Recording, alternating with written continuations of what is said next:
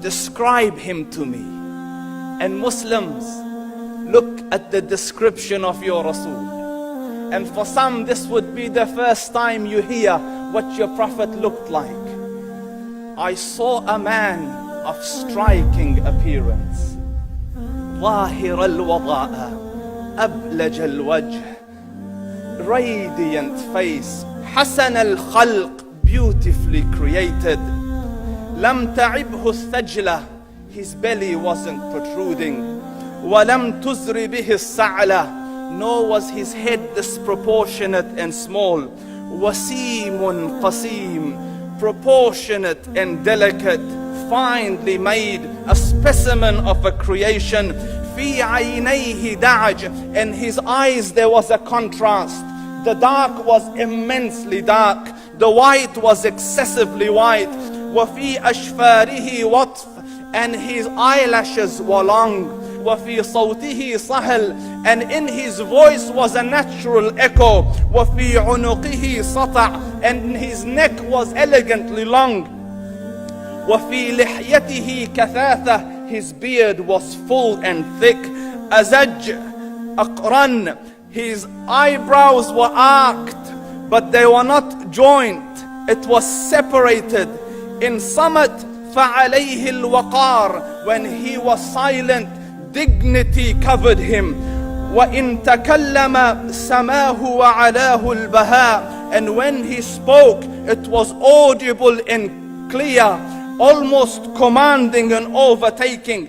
أجمل الناس وأبهاهم من بعيد, from afar the most striking and outstanding in appearance. وأحسنهم وأجملهم من قريب, and when he came near, the best of them and the most handsome of them in closeness. حلو المنطق, such an exalted and sweet level of logic. Like when he used to speak, it was so coherently logical, it was smooth and easy to understand. فصل لا نزر ولا هذر, he was to the point, not excessive nor too short. كأن منطقه خرزات نظم يتحدرن, his logic, his utterances, his words were like jewels coming out of a necklace, calculated, polished, one after the other, it would flow magically. ربعة, he was medium in height. Your eye didn't have to strain to look up at him, nor was it tedious to look down at him. He was a comfortable sight to look at. له رفقاء يحفون به, he had friends, the people that were with him, they were working around him to try to serve and protect him. إن قال سمعوا لقوله, when he used to say something, they used to hearken to what he used to say. وإن أمر تبادروا إلى أمره, when he commanded, they used to compete to fulfill the command. This is Muhammad Rasulullah. This is Muhammad Rasulullah. Anas ibn Malik says, he says, I came out one night, it was the full moon night.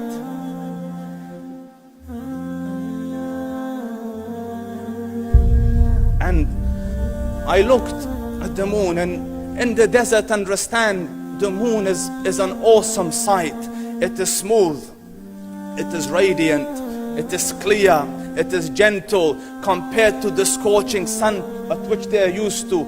So the moon was the epitome of beauty. So he says, I came out at a full moon night and I looked at the moon and I saw it, beautiful, handsome. So I said, let me go see if the moon is more handsome or my Prophet is more handsome. Let me see if that is more beautiful or the Prophet is more beautiful. So I went and I saw him standing afar.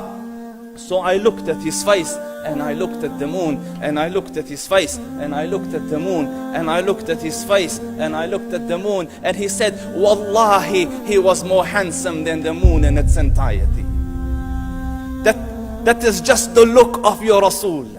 Aisha radiyallahu anha says, I was sewing with the needle, my needle dropped in the dark, I couldn't find it. I said, Ya Rasul, I can't find it. He moved his face close, and I swear, out of the radiance of his face, I found my needle.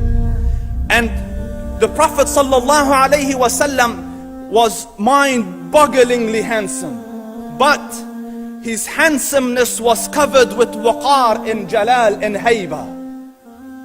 The Sahaba say, when we used to sit at his feet, two feelings conflicting would come on the heart.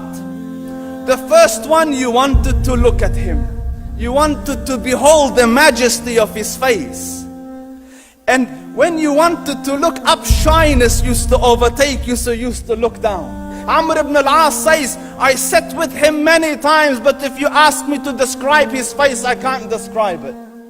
I wouldn't be able to look up to him ijlalan wa ta'zeeman. I couldn't look up at him. And that is why he didn't have the problems that Yusuf alayhi salam had. Because it was difficult to penetrate the awe and the splendor of the Rasul.